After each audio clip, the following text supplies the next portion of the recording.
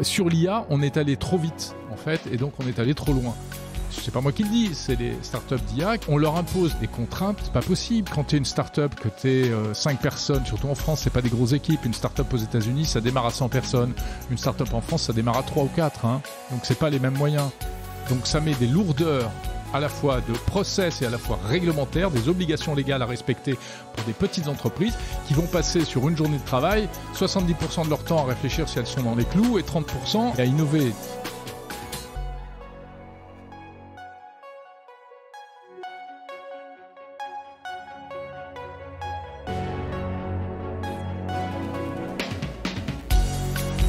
Bienvenue dans Mediarama, le podcast du futur des médias.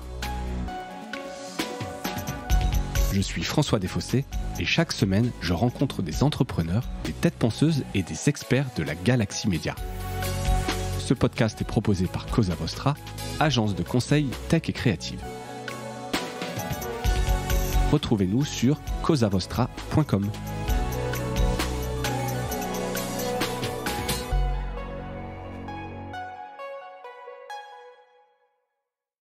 Bonjour à toutes et à tous et bienvenue dans ce nouvel épisode de Mediarama. J'ai le grand plaisir de recevoir aujourd'hui Jérôme Colombin, host notamment du podcast Monde Numérique. Jérôme, bienvenue sur Mediarama. Bonjour François, merci. Merci à toi d'avoir accepté l'invitation. Voilà, alors je disais, tu es host d'un podcast, on va faire ton parcours, mais l'idée aujourd'hui de te recevoir, c'était un peu de parler d'IA notamment, qui est un peu un de tes sujets de prédilection, et puis mais un peu de prospective, un peu de journalisme tech, avec un regard critique mais accessible. C'est ce que je voulais en tout cas qu'on essaye d'avoir aujourd'hui. Rapidement, donc je parlais de ta présentation. Tu es journaliste tech donc depuis plus de 20 ans. Tu es passé chez France Info. Ouais. Tu as cofondé la chaîne Techno qui était devenue 01 TV, puis le fameux Tech & Co. Et donc aujourd'hui, tu es host du podcast Monde Numérique. Donc a priori, tous ces sujets de tech, d'IA, de prospective dans le monde des médias, c'est des choses que tu connais bien. Oui, la tech, je suis tombé dedans quand j'étais tout petit, si je puis dire. Ouais. Et ça date maintenant. Et comme au départ, j'étais journaliste généraliste, je traitais plein de sujets, mais je me suis assez vite spécialisé là-dessus, à une période en plus qui était magique, et qui continue aujourd'hui. Ça s'arrête jamais quelque part. Ça ne s'arrête jamais, mais il y a vraiment eu le tournant fin des années 90, arrivée d'Internet, démocratisation de l'ordinateur. Moi, quand j'ai commencé à parler d'informatique, on n'avait pas d'ordinateur dans les foyers. Ouais. Et aujourd'hui, on en a tous un dans la poche. Ouais, et extrêmement puissant avec des fonctionnalités. Donc c'est vrai que tu as couvert un peu toute cette révolution numérique, notamment dans les médias. Alors aujourd'hui, je disais, t'as ce podcast. C'est quoi peut-être ton plus grand souvenir, ou qu'est-ce que tu retiens un peu toutes ces années passées dans des rédacs? Écoute, évidemment, beaucoup de choses, c'est une banalité de dire ça. Je pense que c'est un terrain d'opportunité fantastique, et en même temps, c'est un domaine qui a toujours un peu fait peur, parce que tout ce qui est modernité, ça veut dire changement. Quand on connaît pas et qu'on n'a pas d'appétence particulière, on peut être un peu effrayé. Et effectivement, moi, je me souviens avoir imposé un ordinateur pour la première fois dans une rédaction. Je travaillais à Bordeaux à l'époque, et j'avais fait de manière un peu violente en disant mais vous allez voir, c'est super. Et donc j'avais commencé moi à montrer l'exemple, à faire du traitement de texte, et puis un jour je crois que j'ai enlevé les machines à écrire et je leur ai dit tiens essayez. Maintenant c'est tout sur ordre. Voilà. Alors que c'est un peu violent. C'est un peu violent, mais je sais plus où c'était le fichier des contacts, c'était peut-être plutôt ça. Voilà. Alors que j'avais pas de pouvoir hiérarchique, mais j'essayais d'entraîner quoi. Et puis voilà. Et donc ça c'était le début. Et aujourd'hui on voit que c'est un peu le même mécanisme avec l'IA. C'est des opportunités, on va en parler, fantastiques, des tas de choses, mais en même temps, ça suscite évidemment quelques inquiétudes. Et aussi, sans même parler d'inquiétude, des interrogations, parce qu'on est tous logés à la même enseigne. On ne sait pas trop si c'est du lard ou du cochon, cette histoire-là. On ne sait pas trop où on va. Ouais, surtout en ce moment, notamment sur l'IA, qui sera quand même le thème central un peu de l'épisode, qui redessine un peu aussi notre rapport à la tech. Alors, avant qu'on entre vraiment sur le sujet IA, tu dis souvent que la technologie, tu l'observes avec curiosité, mais aussi avec lucidité. Et quand on parle donc aujourd'hui d'IA, et on en parle tous les jours, est-ce qu'on est dans une vraie révolution, ou est-ce qu'il y a un emballement parce qu'on imagine des possibles, etc. C'est une vraie révolution. Ce qui est une révolution, c'est surtout l'accessibilité. ChatGPT, fin 2022, ce que ça a changé, c'est que tout le monde, tout d'un coup, a pu utiliser ces outils qui sont d'une puissance incroyable, mais qui existaient déjà et que les scientifiques utilisaient déjà. C'est pour ça, d'ailleurs, que les grands pontes de l'IA, quand tout le monde s'est emballé pour ChatGPT, ils regardaient ça un peu en torsant le nez, en disant « mais nous, on connaît tout ça. » Oui, ok, vous connaissiez, les amis, mais le grand public ne connaissait pas et lui, il ne pouvait pas l'utiliser. Donc, la révolution, c'est l'IA en elle-même, ce que ça permet, et surtout on parle de l'IA générative, mais deux, c'est le fait qu'aujourd'hui c'est totalement accessible, et ça a été à une vitesse phénoménale. C'est gratuit, etc. Donc, je pense qu'il y a ce côté-là. Après, est-ce qu'il y a du buzz ? Forcément, il y a du buzz. C'est ce qu'on appelle la courbe de la hype de Gartner. Tu connais, voilà, ça au début, ça s'emballe. On imagine des choses qui sont forcément au-delà de ce que ça pourra faire vraiment. Donc après, ça redescend, il y a une déception. Et puis après, ça remonte un peu et on trouve le palier. Ça s'installe et on trouve la vitesse de croisière. Ouais. Mais c'est vrai que la rapidité, j'en ai un tout petit exemple. VO3, qui est le moteur vidéo d'IA générative de Google, qui a été annoncé, il me semble, à leur conférence développeur c'était il y a quelques semaines. Il y a un mois à peu près. Et j'ai vu sortir la première pub faite avec pour une carte de crédit aux États-Unis plutôt conservateur, mais avec vraiment une pub 100% IA réaliste. Tu sais pas qui joue sur les défauts de l'IA ou en mode hyper créatif, etc. Et donc en un mois, sortie de la techno et une pub en exploitation, etc. Incroyable. Tu te dis, c'est hallucinant, quoi. Ça va vraiment très très vite, effectivement. Il n'y a plus de barrière. On va parler évidemment donc de ChatGPT, notamment face à Google, parce que je pense que c'est un sujet qui est intéressant pour les médias et à la fois pour tout le monde, parce que c'est un changement un peu de paradigme. Est-ce qu'on est en train d'assister à la fin du moteur de recherche tel qu'on connaît, nous, depuis 20 ans? Je vais sur Google, je tape ma recherche, j'ai mes résultats. Je pose cette question parce qu'évidemment, pour les médias, il y a tout l'enjeu derrière des liens, de la visibilité. Est-ce qu'il y a un vrai changement de paradigme là-dessus? C'est la vraie question du moment, ça. Est-ce que le search va être remplacé par le chat, en gros? Au lieu d'aller sur Google et de poser une question à laquelle, en guise de réponse, on aura une liste de liens, est-ce qu'on va remplacer ça par ChatGPT qui nous fait des phrases, qui nous flatte, qui nous donne toujours raison et qui de plus en plus nous donne des informations extrêmement pertinentes, au début pas sourcées, aujourd'hui sourcées. Il y a même certains moteurs comme Perplexity qui sont encore plus fins sur les sources qu'ils peuvent donner, donc qui sont encore plus fiables d'une certaine manière. Et on voit bien que Google est très, très, très inquiet par rapport à ça. Ils sont inquiets depuis le premier jour parce qu'ils l'ont compris avant tout le monde. Ils ont essayé de rattraper, ils essayent de rattraper. En plus, Google, il ne faut pas oublier que ce serait quand même dommage pour eux que ça leur échappe parce que c'est eux qui ont inventé ça. C'est Google qui a inventé ce qu'on appelle l'architecture, le moteur Transformer qui a permis... Transformers, voilà. Qui était fondateur dans l'avènement de l'IA générative. Tout à fait. Donc ce serait vache pour eux que ça leur échappe. Mais il n'empêche qu'ils sont super inquiets. C'est pour ça qu'ils ont introduit et qu'ils introduisent au fil du temps. Alors ils ont leur propre LLM, ils ont Gemini, etc. Et donc ils ont introduit Overview AI. Donc, dans les pages de résultats de Google, quand on tape une requête, on a des petits résumés. On a des petits résumés générés par une IA, donc générative en l'occurrence, qui déforme aussi quelque part le search tel qu'on le connaissait. Donc ils essayent d'imposer ça. Ils en sont où du déploiement d'ailleurs? Alors je crois que c'est pas en France pour l'instant, puisque nous en France on a toutes ces innovations un peu en retard et de plus en plus souvent en retard pour des raisons de réglementation. Moi j'en parle souvent dans Monde Numérique parce que c'est à la fois c'est très ambivalent. Quelque part il y a une espèce de fierté. Voilà, la France et l'Europe imposent des cadres qui ensuite parfois sont repris dans d'autres pays. Et puis en même temps, bien quand on regarde dans le détail, ça commence à poser problème parce que ça freine des startups et ça freine des usages. C'est pour ça qu'Apple, Meta, Google ont renoncé à lancer des services en France ou en Europe parce que à cause des questions de réglementation. Donc, pour répondre à ta question sur où ça en est, c'est en train d'arriver petit à petit. Mais au-delà de ça, c'est pas parce qu'ils l'ont lancé aux États-Unis que ça, ou même ailleurs, que ça va passer comme une lettre à la poste. Parce que le nerf du problème, c'est ça, c'est comment les éditeurs de contenu qui sont derrière vont pouvoir tirer leur épingle du jeu. Parce que déjà, on se souvient des batailles précédentes de Google qui aspiraient les contenus, qui donnaient, c'était pas encore des résumés générés par IA, mais c'était des espèces de copier-coller, snippets, en fait. Effectivement, qui te permettaient d'avoir l'information directement sur ta page de recherche sans avoir à aller consulter le site du média ou la source. Et c'est tout le problème. Si on va plus sur le média, on voit plus les pubs et donc ça démolit et ça pose problème pour le modèle économique des médias. Ou on s'abonne pas, ou si on va pas sur le site, il y a aucune chance d'afficher une pub ou de s'abonner, quelque part. Exactement. Et ça change quoi dans notre accès à l'information de se dire que demain les gens, et je crois que c'est le cas des jeunes, j'ai plus la stat, j'avais vu passer cet article, j'aurais dû le mettre, mais que les jeunes vraiment, eux, utilisent vraiment les ChatGPT pour aller chercher de l'info.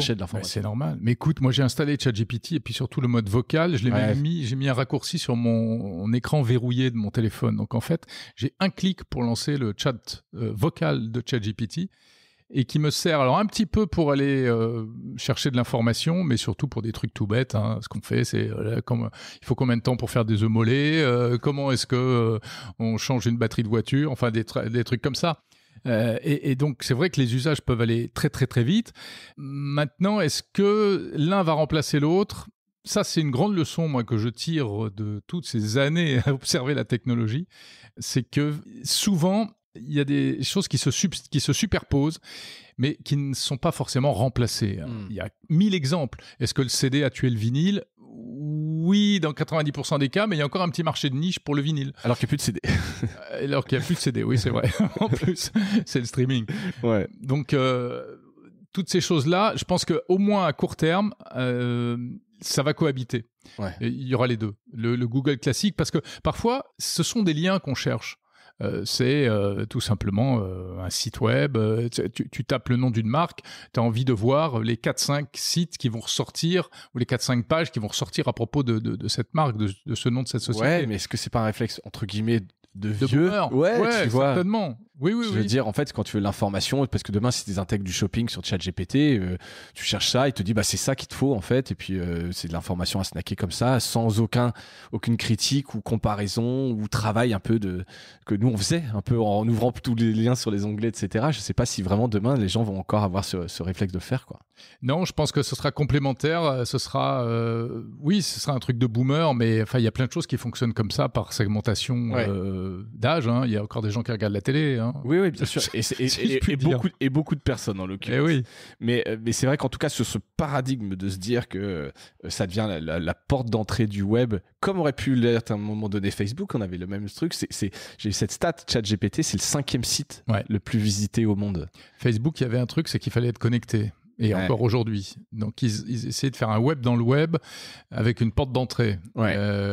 Et tandis que ChatGPT, on peut aussi être connecté. Enfin, mais c'est un peu plus facile à utiliser. Ouais, c'est clair. Et je posais la question, tu y as un petit peu répondu, mais est-ce que l'IA va désintermédier les médias ou au contraire leur donner un rôle nouveau ? Il y a toutes ces discussions qui sont en cours, il y a des accords qui sont passés, etc. C'est quoi ton sentiment, toi, là-dessus ? Écoute, moi, j'ai pas de boule de cristal et je pense que je suis pas trop mauvais pour observer et décrypter en temps réel, mais je suis nul pour prédire l'avenir. Il y a plein de choses dont j'étais persuadé qui ne se sont pas produites et inversement, des choses que j'ai pas vu arriver. Donc vraiment, je suis très humble à ce niveau-là et je vais te décevoir, mais je vais pas te dire ce qui va se passer. En revanche, je peux te dire ce qui est en train de se passer aujourd'hui. Est-ce qu'il y a de la désintermédiation ? Ça dépend ce qu'on entend par là. Il y a ce dont on vient de parler, donc effectivement pour l'accès à l'information, ChatGPT prend sa place. Après il y a la question de la production, la fabrication de l'information, peut-être qu'on en parlera. On va en parler un peu après. Et puis il y a toutes les données, toute la dimension économique qui est derrière. Moi je pense qu'à plus ou moins brève échéance, ça va être des plaques tectoniques parallèles en fait. Ça va continuer et il y a encore de la place aujourd'hui pour des médias. On le voit, le podcast, ça c'en est un exemple type, hein, qui n'a pas besoin de l'IA pour être mis en avant, qui vit sa vie tout seul. Oui, en parallèle effectivement. Et voilà.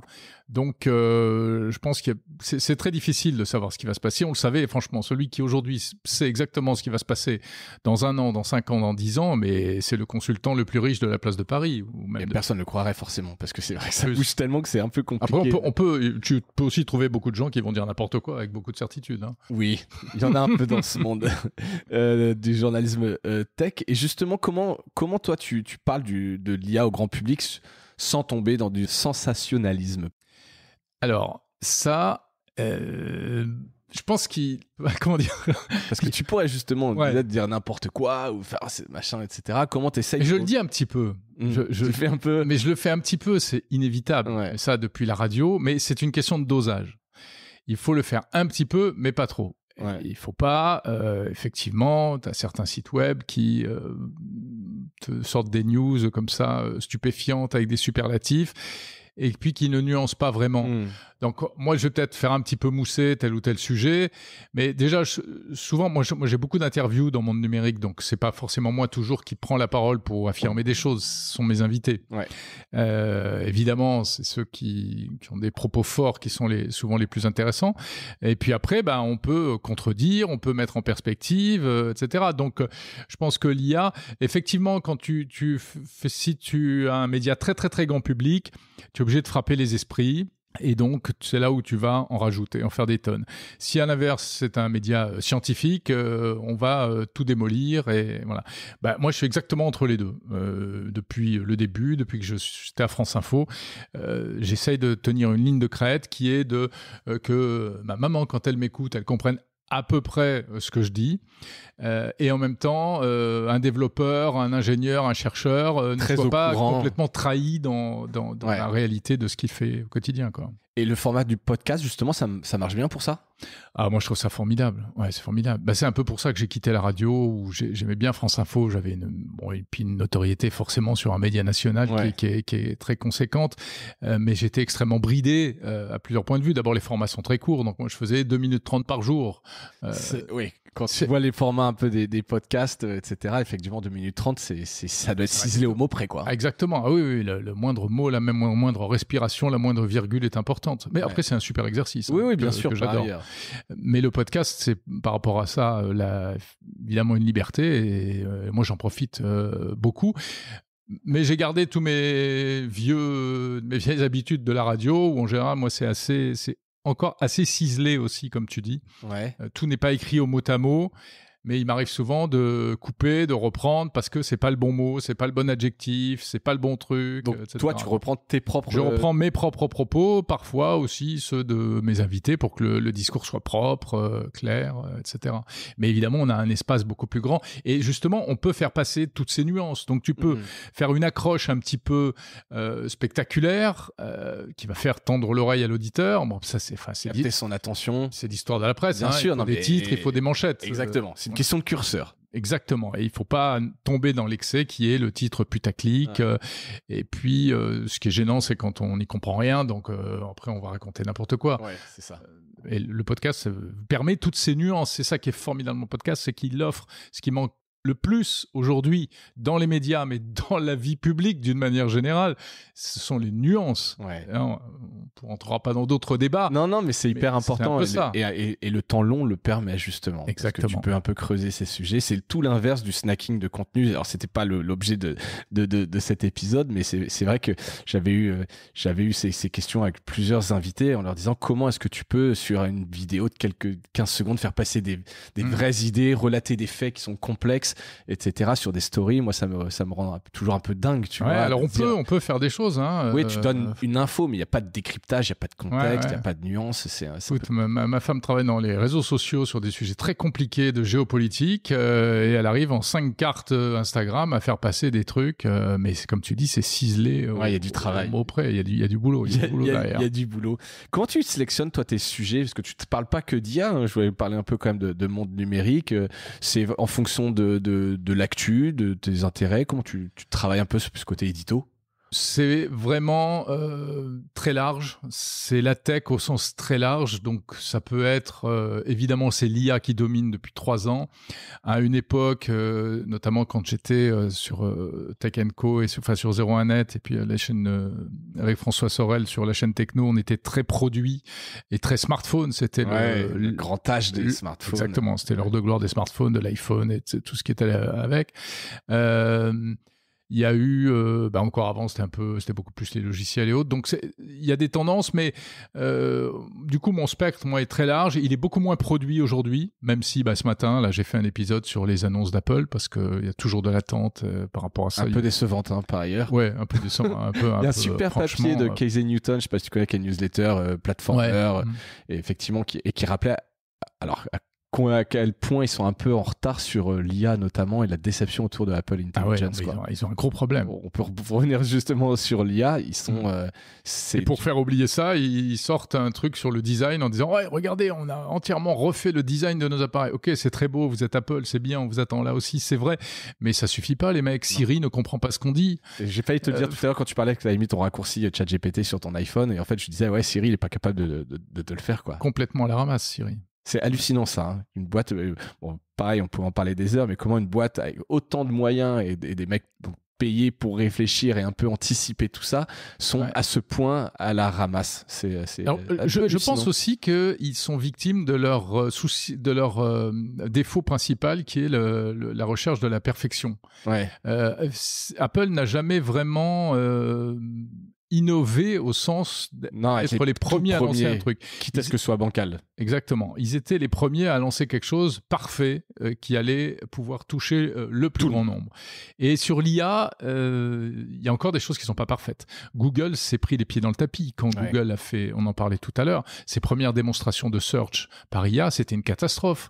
Le moteur répondait n'importe quoi, ses problèmes d'hallucination, etc. Donc je pense que Apple, ils ont un peu ce problème-là. Et un autre problème aussi, c'est que côté privacy aussi. Oui, exactement. Tu vois, ce côté, en fait, nous, on conserve vos données, on les exploite pas. Si tu fais un partenariat avec ChatGPT ou d'autres, c'est... Et là, ils n'ont pas maîtrisé. Après, je connais bien Luc Julia, qui est le co-inventeur de Siri. De Siri. Et qui intervient régulièrement dans Monde Numérique et qui me dit oui, mais attention, parce que Apple, c'est un diesel, Apple. Il démarre très tard, c'est très lent, c'est très mou, mais après, quand ils s'y mettent, ça va cartonner. C'est le rouleau compresseur. Lui, il est plutôt serein. Oui, il est plutôt serein. Alors, il est plus partie prenante dans Siri, mais bon, ça lui parle, évidemment. Ouais. Et il est le premier à reconnaître que Siri est complètement perdu. Enfin, c'est une vieille dame, comme il dit, Siri, ou un vieux papy, il dit. Mais tout n'est pas perdu pour Apple. Et en plus, d'après lui, le partenariat avec ChatGPT n'est pas idiot parce que ça leur permet de connaître toutes les requêtes qu'effectuent les gens. Ah, et d'avoir de la data sur l'usage. Et voilà. L'utilisation. Tout à fait. Et donc, ils seront encore meilleurs le jour où ils seront totalement autonomes, mais avec un Apple Intelligence, avec des vrais LLM performants derrière. On l'espère. Moi, je suis plutôt Apple fanboy de base, donc j'espère. J'ose pas le dire, mais moi aussi. Et d'ailleurs, à propos de Luc Julia, mini digression, je vous invite, si vous ne l'avez pas fait, à regarder cette série sur Arte, Silicon fucking Valley. Super, qui est elle est en super. 5-6 épisodes, c'est assez court, où on le suit un peu dans la vallée, justement, et ça a l'air d'être un personnage assez rock'n'roll. Ouais, il est très cool. Écoute, il est très marrant. Parce qu'il n'a pas sa langue dans sa poche, donc il a un côté un peu ronchon. Alors les gens qui ne comprennent pas ça disent ouais, en fait, il est aigri. C'est pas qu'il est aigri, c'est qu'il est rentre dedans. Ouais, il est rentre dedans et puis on lui fait plus quoi. C'est pas un jeune perdreau, donc en fait, il voit un peu les ficelles quand elles sont grosses. Et il etc. adore, il est fan, il est ultra geek. Exact, ça se sent en tout cas. Donc je mettrai le lien vers la série qui est encore dispo sur Arte. J'ai regardé ça j'avais reçu la semaine dernière. Les 2 auteurs de cette série dans Monde Numérique, justement, pour qu'ils nous racontent un peu comment ils avaient fait. C'était une belle série. J'allais dire, belle petite série. C'était comme ça de ma grand-mère, ça. Parlons un peu de la fabrique de l'information, comment on produit avec l'IA. Et peut-être en prenant toi en exemple, à quel point est-ce que c'est un outil de production pour toi, l'IA, aujourd'hui ? Alors, tu vois, je suis un bon élève. Moi, j'ai pris mes petites notes. Je travaille toujours avec beaucoup de notes. Et j'ai noté parce qu'il y a plein de choses pour répondre à ta question. Effectivement, j'utilise l'IA à plein d'étapes pour mon podcast. Depuis peu de temps, en réalité, parce qu'il a fallu du temps pour le mettre en route. Et je l'utilise en gros pour 3 choses on va dire pour de la créativité. Donc, c'est des idées, préparer des interviews, etc. Ou même de la créativité graphique, faire des images. Ensuite, c'est de la productivité, donc pour vraiment m'aider à fabriquer les trucs, et puis aussi pour améliorer la qualité d'une certaine manière. Je m'explique, c'est-à-dire que par exemple, moi je fais des interviews audio comme toi, et ensuite j'ai une déclinaison écrite. Évidemment, il faut ce qu'on appelle les show notes, hein, le texte de description qui accompagne le podcast. Mais moi, je vais un peu plus loin. Sur le web, j'essaye d'en mettre un peu plus. Et puis, j'ai une newsletter dans laquelle, par exemple, je transforme mes interviews orales, qui peuvent être plus ou moins longues, en 3 questions, comme on pourrait trouver que tu reformules, une espèce d'extract, ou non, c'est un peu c'est complètement reformulé. Ok. C'est complètement reformulé. Et ça, eh bien, depuis peu, je le fais avec ChatGPT. Donc, tu lui donnes le transcript exhaustif de l'épisode et tu lui dis, sors-moi 3 temps forts, tu me reformules en X signes. C'est ça. Je lui ai fait un GPT, donc un petit truc, petit agent, un petit agent préprogrammé avec un certain nombre de consignes. Tu commences par ça, tu me fais 3 ou 4 questions, tu prends les moments essentiels, etc. Et 90%, enfin 9 fois sur 10, c'est excellent. Bon, peut-être 8 fois sur 10, on va dire. Ouais, mais tu t'en rends compte quand ça allait pas, tu le remontes de reformuler, et puis c'est bon, il tape juste, toi. Donc je repasse par derrière. Ce qui est d'ailleurs l'utilisation de l'IA la plupart du temps dans les médias. Tout ce qui est résumé, compréhension, reformulation, etc., là, ça marche évidemment très bien. Il n'a pas à inventer quelque part. Tout à fait. Et ça, je m'en sers. Et alors évidemment, il peut générer des posts aussi, hein, c'est ce qui se fait beaucoup. Ouais. Et puis, ça, c'est pour la partie écrite. Et pour l'audio, je trouve que c'est aussi intéressant parce que tu peux aujourd'hui, tu as Auphonic que tu connais, bien entendu, mais qui est cet outil en ligne qui permet de retraiter le son après les enregistrements. Qui a une interface dégueulasse. C'est des Allemands, ça rigole pas, on a l'impression d'être dans une usine automobile à Stuttgart. Mais ça marche. Mais ça marche super bien. Et derrière, tu as des algos d'IA qui sont, quand tu commences à les trifouiller un peu dans les paramètres, tu t'aperçois que tu peux enlever les... Alors ça se fait depuis longtemps, mais avant, il fallait bidouiller à la main, enlever l'arrière-plan, mais pas la musique, enlever l'arrière-plan et la musique, enlever la reverb, laisser 6% de reverb, 12% de reverb. Et tout ça, c'est des choses, tu peux vraiment bonifier ton enregistrement. Donc moi, je passe tous mes enregistrements, comme beaucoup de podcasteurs, dans cette moulinette. En plus, tu me disais que tu enregistrais beaucoup, toi, à distance. Moi, je l'ai fait un peu sur Mediarama. Le résultat était souvent décevant. Au-delà du manque de contact humain, tu vois, ça, c'est un autre sujet, etc. Mais le résultat était souvent un peu dégueu. Tu arrives vraiment à changer la qualité et rendre ça vraiment agréable à écouter?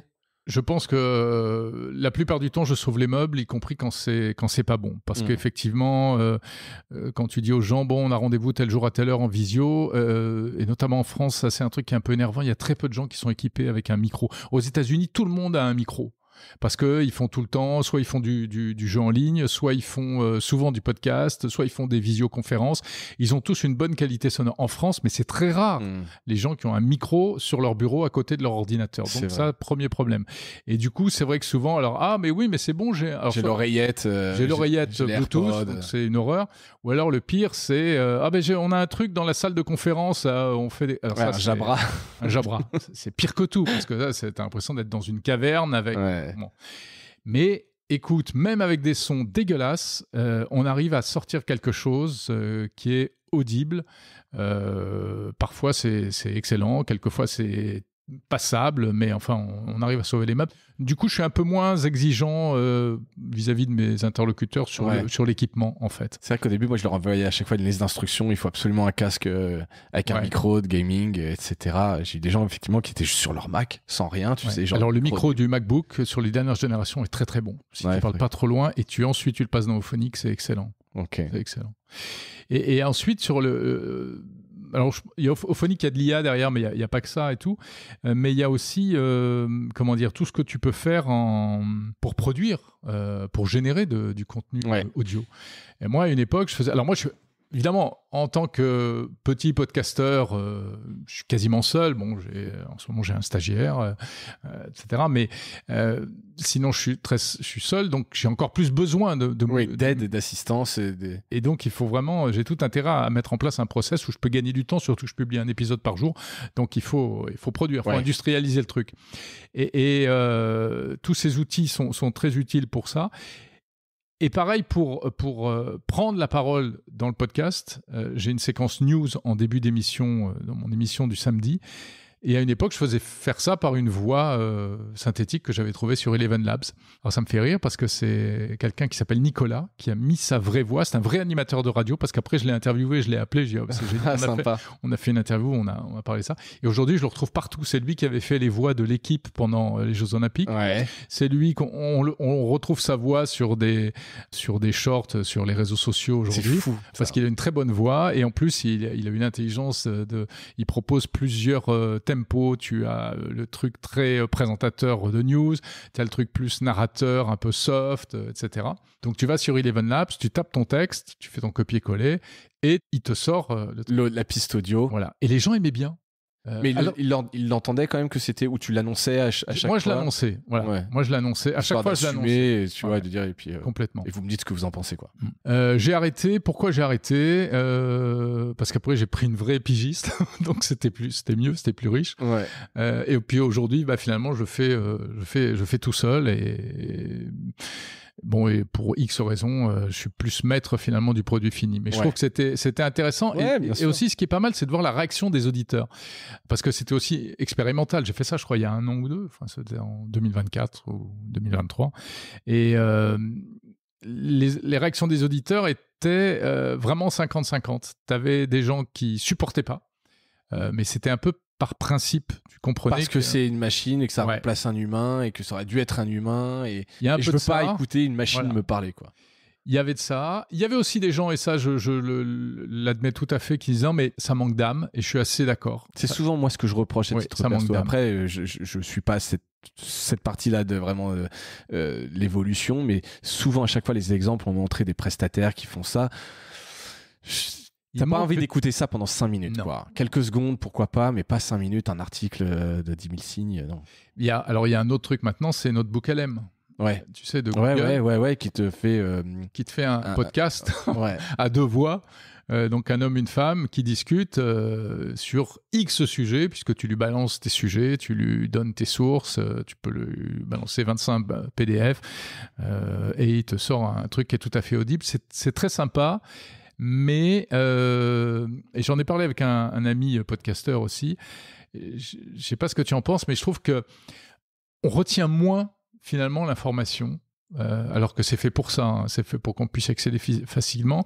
Mais c'est ça, il manque ce côté humain, ce côté reptilien, qui est que même si on se fait prendre au piège et on est pris par le sujet, donc on oublie finalement que c'est une IA qui parle, et même malgré ça, il y a une espèce de chose... Un lien qui ne se crée pas. Il y a un lien qui ne se crée pas. Il y a quelque chose qui passe pas. C'est assez étrange. Ouais, c'est assez intéressant. Mais peut-être qu'on va s'habituer et peut-être que... la qualité aussi aidant, etc. C'est déjà d'un très très bon niveau quand même. C'est vraiment, tu sens qu'il y a des respirations, il y a des rires, il y a des etc. C'est incroyable. Ouais. Mais je pense aussi que nous on a un chemin à faire. À une époque on ne supportait pas, enfin les boomers, encore eux, qui ont connu par exemple les journaux papier, comprenaient pas qu'on pouvait lire tous les jours de l'actualité sur un écran. Oui, et aujourd'hui, y compris des longs formats. Tu vois, souvent on m'a reproché en disant je vois pas aujourd'hui comment on peut sur un écran lire un livre et alors que tout le monde le fait. Oui. Donc évidemment. Il y a aussi nous humains, on a une part du chemin à faire. On a une partie du chemin à faire. La résistance à un changement. L'IA a une part du chemin à faire également de son côté en fait. C'est clair. Est-ce que tu as vu dans d'autres médias en dehors du monde numérique des expérimentations, des choses qui t'ont intéressé, qui t'ont dit ah tiens ça c'est pas mal en termes d'utilisation de l'IA, on a un peu évoqué sur le podcast, mais est-ce que toi tu as vu des choses qui t'ont intéressé? Alors, j'ai beaucoup discuté avec effectivement des confrères journalistes qui sont dans différents médias et qui, ça y est, utilisent l'IA. Après une période quand même, parenthèse, mais quand ChatGPT est arrivé, moi ça me faisait marrer. C'était « Ah, mais ça c'est le diable, n'y touchez pas, c'est interdit ». Ouais, il y a eu ça quelques mois. Je pense que ça s'est vite calmé et il y a eu des bonnes expérimentations. Ouais, mais ça m'a énervé sur le principe. Mais toujours cette réaction de frilosité, de négativité, voilà, bref. Et aujourd'hui, tu as quand même beaucoup de rédactions qui l'utilisent, soit qui ont déployé des choses à grande échelle. Alors, je crois que l'un des plus avancés, c'est les titres du groupe Ebra. Ouais. Hein, et d'ailleurs, c'est intéressant parce qu'ils viennent de faire une espèce de... Il y avait un article sur c'est l'INA, site de l'INA. Sur l'INA, ouais. Qui fait... Métamédia. voilà, qui fait une espèce de retour d'expérience, de cette expérience chez Ebra, et qui a donc été fait à grande échelle. Et ils l'ont vraiment utilisé pour faire du secrétariat de rédaction, en fait. Donc, réécrire des titres, réécrire des articles, surtout dans la PQR, la presse quotidienne régionale, ça a beaucoup de sens pour tous ces contenus qui viennent des correspondants. Voilà, qui ne sont pas des journalistes. Qui sont soit des retraités, des amateurs, à qui on demande un rapport sur... conseil municipal, un concours sportif, de pétanque, etc. Qui ne sont pas des journalistes, forcément. Mais ils ont l'info. Donc, ils ont le score, les noms des gens, les temps forts du truc. Et tu mets tout ça dans ChatGPT ou dans Copilot et ça marche bien. Et apparemment, quand tu lis le rapport d'Ebra, c'est quand même très positif parce que les gens disent il fait en 15 secondes ce que je ferais en 1 heure, évidemment. Le résultat est vraiment bien, mais il y a un mais, c'est que un humain est toujours obligé de repasser par derrière. Ouais. Bon. Ce qui est plutôt une bonne chose. Là, voilà. En tout cas, au moment où on se parle, 2025, ce sera pas forcément le cas encore dans quelques années, je sais pas. Et il y avait aussi un truc quand même qui était intéressant, c'est le fait que ne l'utilise pas trop parce que ça a tendance quand même à tout uniformiser. Oui, alors ça c'est le problème. Et que les bons papiers... Ouais. En fait, tu perds en qualité en les passant dans ChatGPT parce que quand c'est très incarné, qu'il y a un ton, qu'il y a de l'humour, qu'il y a des choses comme ça, tu perds cette qualité-là. Tu peux affiner ça. Tu pourrais. Mais ça demande beaucoup de travail. Il faudrait par journaliste un prompt qui dit voilà c'est tel journaliste, voilà comment il écrit d'ordinaire, etc. Parce que tu peux le faire avec des écrivains. Ouais. Tu dis écrivez-moi une nouvelle dans le style de Balzac ou de Victor Hugo, il sait faire. Ouais. Ou d'un rappeur ou je ne sais quoi. Donc il saura le faire aussi pour des journalistes. Mais ça demande du travail. Mais ça, c'est l'étape d'après, pouvoir personnaliser vraiment le style, en fait. Ouais, et ça, je sais pas après comment les médias iront là-dessus. T'as vu d'autres choses dans d'autres médias, que ce soit dans les CMS ou des choses entièrement générées par IA, peut-être? On pourrait parler des sites qui sont entièrement générés par IA, mais aujourd'hui, c'est un peu le fond du panier.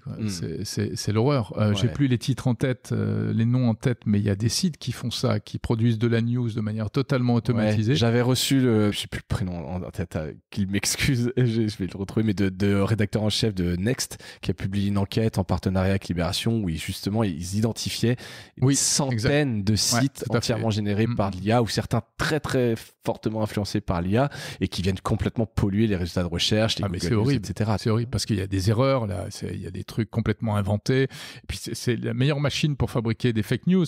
Et puis il y a aussi le côté offensif de ça. Ouais. On sait qu'il y a vraiment des campagnes. On parle de guerre hybride avec les offensives de la Russie et de la Chine qui ne se privent pas pour nous inonder de fake news qui sont faites fabriquées par ce genre de site. Exactement. En plus, quand il y a un agenda politique derrière, c'est encore un autre sujet. C'est Alexandre Laurent. Désolé Alexandre si tu m'écoutes. C'était en plus une très belle enquête d'un très beau média. Parce qu'effectivement, on en voit quand même de plus en plus des contenus entièrement générés par l'IA. Là, je parlais de vidéos tout à l'heure avec VO3, etc.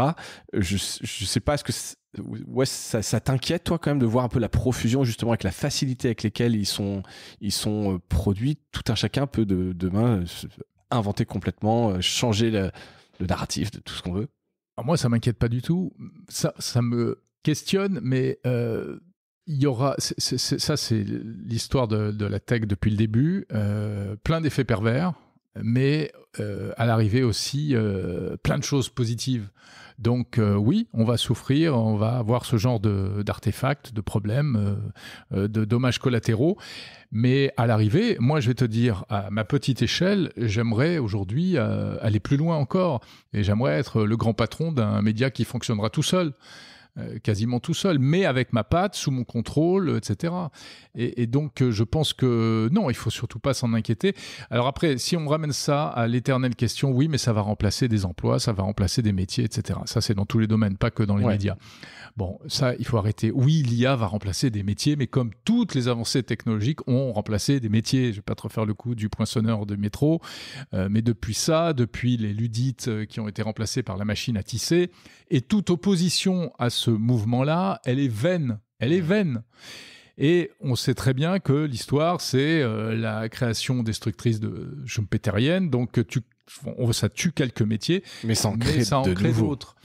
Évidemment, à l'échelle d'individus et d'une génération, ça fait mal. Ouais. Ça peut faire mal. Et c'est là où les pouvoirs publics doivent, où les entreprises doivent accompagner avec de la formation, avec du soutien social, etc.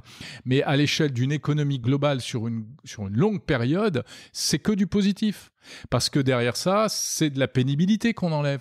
Moi, quand j'ai commencé à la radio, je vais te dire, tu vas te dire vraiment, il est vraiment boomer lui, mais il y avait des dactylos, j'ai connu des dactylos, c'était RTL notamment, il y avait des dames qui arrivaient à 4h du matin pour que les présentateurs leur dictent ce qu'ils voulaient dire à l'antenne, et puis elles écoutaient aussi toutes les interviews qui avaient été faites dans la nuit, et elles les écrivaient pour que le présentateur puisse les lire et qu'il n'ait pas à s'embêter à les écouter. Ouais. Bon, tout ça a disparu. En plus, après, moi, je suis à France Info, qui était un peu la Formule 1 de Radio France, où ils ont balayé tout ça. Il n'y avait plus de monteurs, les journalistes montaient eux-mêmes.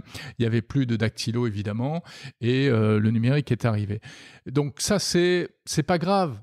Enfin, c'est pas grave. Bien sûr, pour que les non, quelques tu l'as dit à l'échelle d'un humain, oui. À l'échelle d'un humain, évidemment, que ça peut être un drame. Mais Amazon qui est en train de mettre des robots partout dans ses entrepôts, mais évidemment qu'il va mettre des robots. Mais il y aura moins de gens qui vont se casser le dos, il y aura moins de gens qui feront des emplois 3-8 ou machin. Qui feront des métiers pas très intéressants. Voilà, donc ça, c'est éternel, cette histoire-là. Donc moi, ça m'inquiète pas du tout. Après, sur la qualité de l'information et sur toutes les conséquences du point de vue plutôt lecteur, plutôt public, est-ce qu'on sera mieux informé avec tout ça? Est-ce qu'on aura accès à plus d'informations? Franchement, l'histoire récente nous prouve qu'on croule sous l'information et qu'on n'est pas plus intelligent. Non. Hein, le débat public n'est pas plus élevé et pas plus intellectuel et pas plus de meilleure qualité qu'avant. Et j'oserais même dire au contraire. Ouais. Donc oui, ça, c'est les effets pervers. Les réseaux sociaux ont créé des torrents. Enfin, il a réussi à fédérer tous les conspirationnistes. Bon, ça, c'est le mauvais côté. Mais il n'empêche que cet accès à l'information pour les jeunes aujourd'hui je veux dire, les gamins, ils ont besoin d'un truc, d'apprendre des maths, de la physique, de la chimie, n'importe quoi, de l'économie. C'est YouTube. Ouais, j'ai vu passer c'est ChatGPT. C'est devenu le premier prof du monde, YouTube. C'est incroyable. C'est génial. Moi, j'ai découvert ça avec mes enfants et effectivement, ils se sont formés. Je me demande pourquoi je leur ai payé des études, hein. Ouais, parce que... c'est une vraie bonne question qui revient assez souvent. En fait, ouais. On le fait parce que c'est obligatoire, mais aujourd'hui, c'est peut-être pas la meilleure manière d'éduquer, de donner du savoir aux enfants, quoi. Et c'est ce qui est fou de se dire comment ça pourrait changer complètement des paradigmes demain sur l'éducation. Et la nouvelle étape, c'est l'intelligence artificielle par rapport à l'enseignement. Alors moi, c'est pas mon sujet, je connais pas bien, mais j'en ai souvent parlé dans mon numérique. J'ai fait pas mal d'interviews par rapport à ça, et ça pose plein de questions parce que et ça, moi, j'en veux beaucoup à l'éducation nationale. Enfin, début 2023, ChatGPT était là depuis 3 mois. J'ai multiplié les interviews et les papiers pour dire mais j'espère que dans les ministères on a fait une cellule, on est à fond, qu'ils ont allumé les gyrophares et qu'ils sont à fond là-dessus. On est 3 ans après, il se passe rien. Dans les écoles et dans les universités, il y a des profs qui sont désemparés, ils savent pas quoi faire parce que ils donnent des devoirs comme on leur a appris à faire, et les gamins ils font ça à la maison, ils le font faire par ChatGPT, ça n'a plus aucun intérêt. Ça n'a plus de sens. Plus personne. Ils tournent à vide. Ouais. Les élèves et les profs. Sans compter les effets pervers de les élèves, les bons élèves qui eux font vraiment le travail et on les saque parce qu'on les soupçonne d'avoir travaillé avec ChatGPT. J'ai eu ça la semaine dernière avec incroyable. Il a levé 3 points, elle est revenue dessus en disant ce genre de et pourtant je sais parce que ma fille utilise mon compte sur ChatGPT, donc j'ai l'historique, donc je vois des fois les conneries qu'elle fait avec, mais là en l'occurrence, et effectivement les profs ils savent pas. Si c'est trop bien, ils se disent non mais ça c'est pas possible, ça peut pas être toi, et en fait tout ça n'a peu d'intérêt. C'est un tsunami dans l'enseignement. C'est un tsunami effectivement, et là pour le coup, parce que j'allais te poser justement si tu voyais des usages dans la maison, la santé, l'éducation. Là moi tu viens de parler de l'éducation, c'est un vaste sujet, mais effectivement en France on est un peu à la ramasse par rapport à ça, quoi. Il y a un vrai C'est pas simple, hein. Non, bien sûr. Je dis pas que c'est facile, mais il faut que. Le constat est là, c'est qu'aujourd'hui, il y a ces deux mondes qui cohabitent et qui n'ont plus aucun rapport. On demande de faire des devoirs, ça n'a plus aucun intérêt. Pour citer encore Luc Julia, qui a pas mal travaillé sur des startups pour faire des applications de formation, formation d'apprentissage des langues, etc. Et il dit, mais oui, il faut prendre l'intelligence artificielle comme l'objet. C'est-à-dire que au lieu de dire tiens, je vous pose 3 questions sur Victor Hugo, vous rentrez chez vous, vous faites votre dissertation, évidemment ils vont utiliser ChatGPT, on le fait ensemble. que nous dit ChatGPT, comment on le critique, comment on remet en perspective, est-ce que ça c'est vrai, est-ce que ça c'est pas vrai, et c'est tout ça. Ouais. Il faut le prendre comme objet du truc en fait. Oui, c'est même pas, faut l'intégrer dans l'équation. Mais c'est pas juste on fait des devoirs en classe sans ChatGPT, c'est on l'intègre dans l'équation comme outil et comme un objet, quoi. Tout à fait. Et on fait pas comme Sciences Po qui avait interdit ChatGPT au départ. Oui, mais c'est une manière de protéger les profs, c'est tout. Hein. Oui, mais ça fait pas gagner de l'avance dans cette. Ah bah non. Dans cette, j'allais dire compétition internationale, pas de compétition, mais en tout cas dans ce côté où tu l'as dit, c'est inéluctable quelque part, donc autant l'embrasser et l'intégrer le plus tôt possible, quoi. Évidemment. Tu en as rapidement parlé là sur la régulation. Effectivement, c'est même presque un mème sur Internet. Hein. Les Américains innovent, les Chinois copient et les Européens régulent. Ouais. Qu'est-ce que tu penses, hein? Est-ce qu'on en fait assez? Est-ce qu'il faut une IA européenne? Oui. Bon, forcément, oui, je pense que tu penses ça. Faut pas en faire plus. Pourtant, ça nous protège un peu. Oui, ça nous protège, mais à quel prix? À quel prix? Je suis pas anti-régulation, pas du tout. D'abord, moi, je suis anti ni pour rien. Enfin, à titre personnel, peut-être, mais bien que je sois un garçon assez consensuel et modéré, mais dans ma manière de présenter l'actu, et ça je le fais depuis France Info, j'essaie quand même d'être assez neutre ou en tout cas pluraliste, de montrer les différentes facettes d'un problème, parce que tout n'est pas tout blanc ou tout noir dans la vraie vie. Et donc, est-ce qu'il y a trop de régulation? Ouais, je pense qu'il y en a un peu trop. Malgré tout, regarde, des trucs tout bêtes, mais les bandeaux qui t'avertissent que tu vas avoir des cookies sur... On passe notre temps... Le consentement. Ouais, bien sûr. En termes d'expérience utilisateur, c'est infernal. C'est infernal. Voilà. Après, mais bon, en même temps, quand tu vois qu'il y a 800 trackers que tu vas accepter, qu'il y a 800 trucs qui sont posés, partenaires, oui, etc. Mais la question, le problème qui est identifié est réel, mais la réponse n'est pas bonne. Il y a un truc qui ne va pas. Est-ce que ça a véritablement permis de rétablir une concurrence qui était sans doute malmenée en Europe, où tu as des très gros qui peuvent truster tous les marchés et tu as des plus petits qui ont beaucoup de mal à se faire une place au soleil? Est-ce que le fait de donner le choix entre 10 navigateurs quand tu achètes un ordinateur neuf a vraiment permis à des petits de se faire connaître? Sans doute un petit peu dans une certaine mesure. Donc, c'est pas qu'il faut pas de régulation. Moi, je suis pas du tout un libertarien extrême, mais le problème, c'est sur l'IA, on est allé trop vite, en fait, et donc on est allé trop loin. Et aujourd'hui, c'est pas moi qui le dis, c'est les startups d'IA qui, enfin, on leur impose des contraintes pas possibles. Ils doivent, au moment où ils développent une solution d'IA, réfléchir à si une utilisation détournée, lointaine de leurs produits ne permettrait pas éventuellement de faire quelque chose d'interdit. Et donc, du coup, ils vont devoir intégrer cette contrainte dès le départ. Quand tu es une start-up, que tu es 5 personnes, surtout en France, c'est pas des grosses équipes. Une start-up aux États-Unis, ça démarre à 100 personnes. Une start-up en France, ça démarre à 3 ou 4. Hein. Donc, c'est pas les mêmes moyens. Et t'as pas les moyens, quoi. On n'a pas les moyens. C'est un peu, ça c'est un problème global français et européen. C'est qu'on met toutes les entreprises sur le même plan et on a l'impression que toutes les entreprises ont un service de compliance, un service juridique, je parle pas des questions de RH et autres, etc. Donc ça met des lourdeurs à la fois de process et à la fois réglementaires, des obligations légales à respecter pour des petites entreprises qui vont passer sur une journée de travail 70% de leur temps à réfléchir si elles sont dans les clous et 30% à créer et à innover. Donc ça, là, il y a un problème. Et c'est pour ça qu'aujourd'hui, l'AI Act, qui au départ, moi le premier, je trouvais que c'était une bonne idée. J'avais fait une interview de Thierry Breton là-dessus et tout.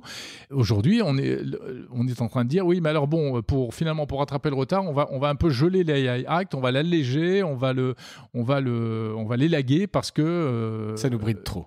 Exactement. Donc c'est tout le problème de la réglementation. Voilà. On est quand même dans une situation hyper difficile. On a du retard, nous les Européens, technologiquement, qu'on n'arrive pas à rattraper. Et en même temps, on a des super trucs, on a des pépites. Mais quand ça réussit, quand ça devient des vraies réussites, c'est le problème de passer de start-up à scale-up, donc bien sûr, le salut, c'est de se faire racheter par un groupe américain. Est-ce que la réglementation peut éviter tout ça en ayant l'air de rétablir une concurrence à la base? L'histoire prouve que non. L'histoire montre que non. Donc c'est ça le truc. Donc tu es assez pessimiste quand même sur l'émergence d'un grand champion européen, français ou européen en l'occurrence, d'IA ou... Cette question que tu me poses, c'est la question que moi je pose à la moitié de mes invités, parce que c'est la vraie question. Et en même temps, il y a des trucs tellement formidables en France. Mais les problèmes, on les connaît. On n'a pas assez d'argent, il n'y a pas assez de puissance financière d'investissement. Il n'y a pas assez d'opportunités de sortie aussi financières. Tu es un jeune entrepreneur, tu montes une start-up, tu veux devenir riche, tu veux devenir millionnaire.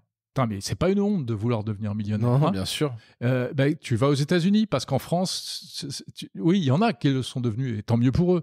Mais c'est une poignée de gars. C'est pas la même culture, c'est sûr. Tu as beaucoup plus de chances d'y arriver aux États-Unis. Et donc, est-ce qu'on arrivera un jour à rattraper ce retard ? Franchement, j'aimerais, mais je pense que... Moi, j'avais un bon... Enfin, paradoxalement, je pensais que l'arrivée de Trump, et je n'étais pas le seul à penser ça, hein, mais allait un peu nous forcer à nous ressouder au niveau européen dans des tas de domaines. Ouais, mais c'est souveraineté. Alors, c'est pas ce qui arrive, mais c'est ce que tout le monde dit. Je vois des articles, formidable opportunité, j'ai cru. Voilà. Dans l'adversité, c'est nous les coudes. C'est le moment. C'est le moment. Oui, mais en fait, rien. On le fait pas. Non. On le fait pas parce que chacun est dans sa baronnie, chaque pays joue sa carte. Sur l'IA, regarde, la France a fait le sommet de l'IA qui était un peu un copier-coller de ce qu'avaient fait les Anglais. Ok, c'est très bien, mais il est où le sommet de l'IA européen ? Voilà, chacun joue perso. L'Europe fonctionne pas très bien, elle fonctionne pas bien, l'Europe, c'est sûr. Et pourtant, c'est tellement fantastique et c'est un potentiel énorme. C'est le plus gros marché du monde. Enfin, non, peut-être pas du monde, mais c'est plus gros que les États-Unis. T'as vu des belles choses européennes, justement? T'as reçu des belles technos, alors même françaises. Évidemment, on pense toujours à Mistral parce que c'est le plus connu, etc. comme en avant. Est-ce que t'as vu des beaux produits ou des belles technos, la française, autour de l'IA générative? Écoute, il y a des... sur l'IA... Alors Mistral, en plus, j'allais dire une méchanceté sur Mistral, mais quand tu vas aux États-Unis et tu discutes avec... ils te disent, ouais, Mistral, ok, d'accord, mais bon, quand tu regardes les benchmarks, ils sont pas au top du top, hein. Et c'est le cas. C'est une réussite. Je regarde pas les benchmarks de... Non, moi je passe pas mon nez sur les benchmarks d'intelligence artificielle, mais ils sont pas... Oui, c'est tout petit, en fait, ils les regardent à peine, quoi. Mais en termes de performance, c'est pas les meilleurs modèles. C'est un problème. Aujourd'hui. C'est pas pour casser Mistral, hein, mais... Non, sinon, il y a ce que fait QTile, là, mais c'est de la recherche, genre c'est de l'open, de la recherche ouverte. L'open innovation. Xavier Niel. Exactement. Bon, ça a l'air... Mais c'est amusant parce qu'ils ont fait un modèle vocal qu'ils ont sorti très peu de temps après le ChatGPT vocal, quasiment presque en même temps. Le truc est encore mieux que ChatGPT mode vocal, le voice mode. C'est-à-dire qu'il répond à toute vitesse. Et c'est formidable. Mais il répond même trop vite, t'as pas le temps de finir ta phrase. Qui te répond déjà. Non, j'ai pas vu. Il te répond déjà. Et puis... C'est du prédictif. C'est ce que tu ouais, c'est impressionnant. Bon, mais de toute façon, ce n'est qu'un objet de recherche pour l'instant. Il y a pas encore de trucs. Mais bon, donc il y a rien qui me saute comme ça. Mais c'est un peu révélateur quand même. Ouais, enfin pas forcément. Peut-être que je vais sortir de l'interview. Je dis mince, pourquoi j'ai oublié de parler de ça ? Parce qu'en fait, c'est génial. Et je le rajouterai dans les notes si vous écoutez cet épisode. Non, mais si Jérôme nous trouve des choses, on les rajoutera. Voilà, exactement. On arrive au bout de cet épisode, Jérôme. Est-ce que on a parlé un peu de ton podcast ? Est-ce qu'il y a un épisode ou un invité un peu marquant que tu nous recommandes, que tu as envie de nous recommander ? Écoute, j'en ai plein sur l'intelligence artificielle et notamment... Alors si t'es dans les médias justement, tu vois, t'es dans les médias et que le sujet de l'IA t'intéresse. Ah oui, le côté IA et médias. Sur l'information, sur les fake news.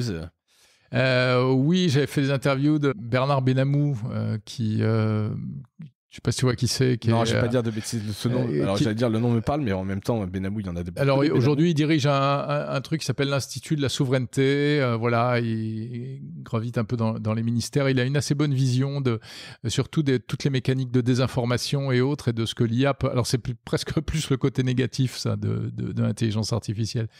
Sur le côté positif, j'ai interviewé 2-3 startups, mais c'était pas super rigolo. Il y avait Enfin, c'était rigolo, mais c'était pas très sérieux, quoi. Ça peut pas trop déboucher. Ouais. Non. C'est le problème souvent un peu des startups, quoi. Non, après, j'ai fait des interviews des gens d'OpenAI, c'est quand même intéressant parce que c'est eux qui sont au sommet de la vague aujourd'hui. Donc, soit Romain Huette ou Arnaud Fournier, là, qui vient de prendre la direction du bureau de Paris. Ouais. C'est intéressant d'avoir leur vision. Ça, c'est à écouter. Alors, c'est des Américains, ok. Enfin, non, eux sont français, mais la boîte est américaine. Ouais, mais en même temps, OpenAI, c'est quand même... quoi qu'on dise, l'analyse, je sais pas ce que toi t'en penses, mais c'est quand même ceux qui innovent le plus, qui sont bien sûr, les bien plus sûr. performants et qui sont en train de s'installer. Bien sûr. Je pense que je demande à mes enfants une autre IA, et je pense qu'ils en connaissent pas. Pour eux, Non. il y a que ChatGPT. J'entendais un sketch hier d'un humoriste qui s'étonnait parce qu'il venait de découvrir qu'il y avait une IA qui s'appelait Claude. Ouais. Oui, Claude d'Anthropique, ça existe depuis 3 ans. Ouais, bien sûr. Mais c'est vrai que c'est pas connu. Non. Donc quand tu le découvres, à part quand t'es vraiment dans le milieu, etc. Et peut-être Gemini parce qu'ils sont quand même en train de pousser très fort en termes de pub, Copilot, grand public et Copilot pour ceux qui bossent dedans. Les entreprises. Mais sinon, effectivement, ChatGPT trust tout, trust les fonds, enfin trust les usages. Et le chat, malgré les efforts du président de la République pour mettre en avant le chat de Mistral, qui est sympa, qui est bien, mais voilà. Et Siri qui est à la ramasse. Mais sinon au niveau, qui se déclenche au moment où je te parle pour une fois. Voilà, pour une fois. Au moment où t'en as pas besoin. Et sinon, c'est amusant parce que l'épisode qui a le plus marché de toute l'histoire, depuis que j'ai lancé Monde Numérique, c'est une interview d'Aurélie Jean, et c'est sur l'éthique de l'IA. Alors, elle date un peu, cette interview, c'était il y a 2-3 ans. Mais je pense que les principes de base sont toujours les mêmes, et ça parle aux gens, et c'est les réponses à des questions qu'on se pose et qu'on a envie d'entendre vraiment sur les questions que pose l'IA et les réponses qu'on peut déjà y apporter sur comment corriger les biais, qu'est-ce que c'est que des biais, quelles sont les dérives, mais aussi évidemment les possibilités fantastiques de l'intelligence artificielle. Donc il y a cette interview qui marche toujours très bien. Je mettrai un lien vers cet épisode-là particulièrement. Où est-ce qu'on peut te suivre? Alors évidemment, on te suit en écoutant ton podcast sur toutes les plateformes, mais sinon sur quoi on peut te contacter? Le plus simple, on va dire, c'est sur le site mondenumérique.info où on peut envoyer un message écrit ou même un message vocal, car nous sommes quand même dans l'audio et dans le podcast. Je reçois pas mal de messages vocaux d'auditeurs. C'est assez sympa, ça. C'est cool. Sur les réseaux sociaux, bien sûr.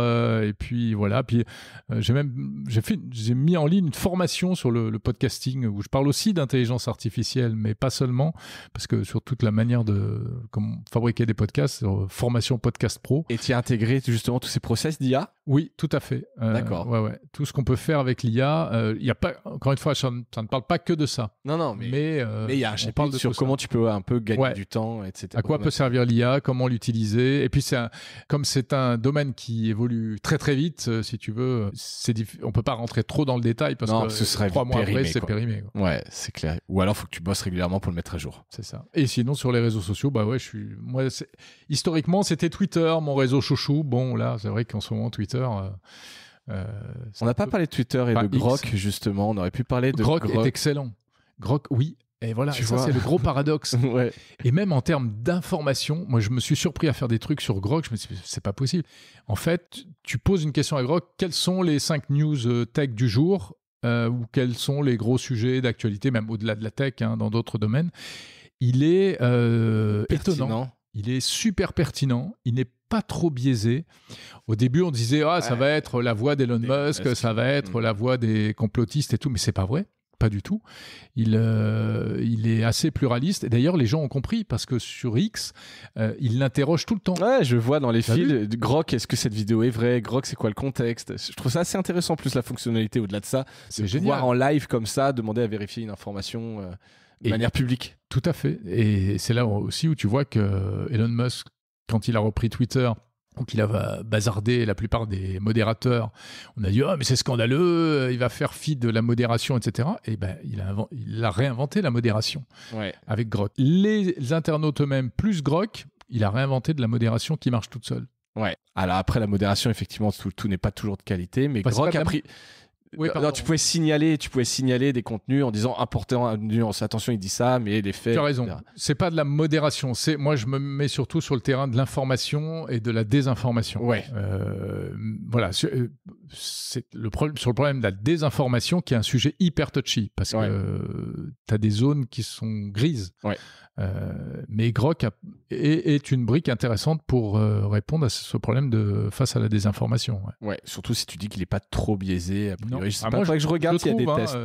J'ai pas vu passer d'études vraiment qui disent c'est un poussées là-dessus, qui ni dans un sens ni dans l'autre. Mais à l'usage, je veux dire, c'est pas compliqué de voir que, et sur des sujets qu'on connaît, de voir qu'il est assez posé. Oui, et puis on le saurait, si vraiment c'était la voix d'Elon Musk, il y aurait eu plein de use cases qu'on aurait vu passer sur les réseaux. Voilà, il y a eu une histoire il y a pas longtemps, là, il faisait remonter une fake... Non, mais c'était X qui faisait remonter, c'était pas Grok, moi, je me souviens plus en Afrique du Sud, où il y avait des blancs qui étaient attaqués, des fermiers, etc. Des fermiers qui étaient attaqués. Et là, sur X. Mais en fait, il remettait ça à chaque fois dans les réponses. Donc c'était un peu étrange, en effet. Oui, effectivement, je me souviens de ça, qui est un des sujets effectivement d'Elon Musk.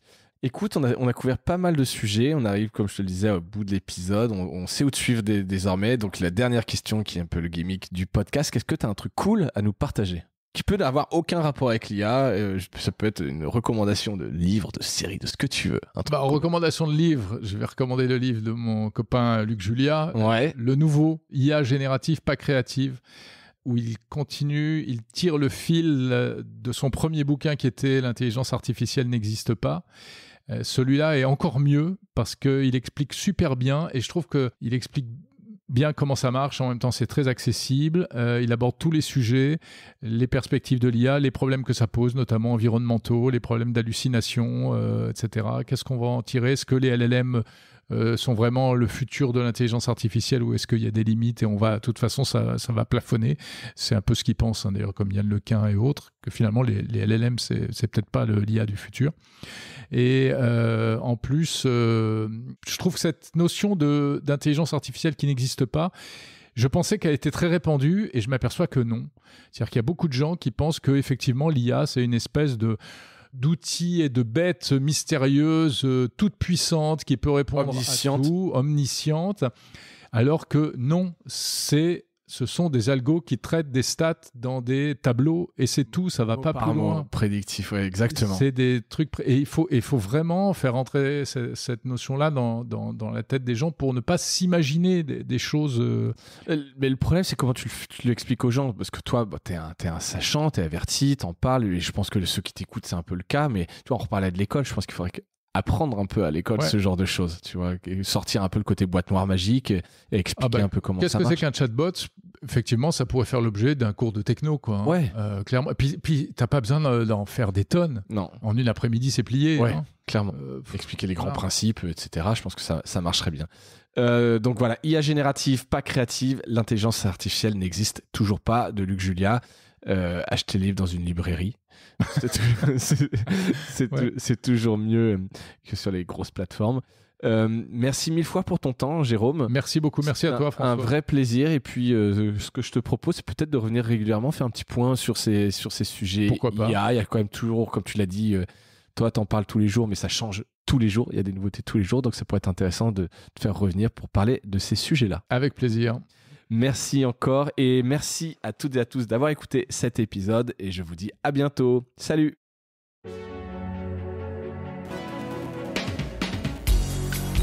Voilà, Mediarama s'achève. Si cet épisode vous a plu, n'hésitez pas à le liker et le partager. Et puis, si vous souhaitez être accompagné par notre agence Cosa Vostra, contactez-moi par mail mediarama@cosavostra.com. Portez-vous bien.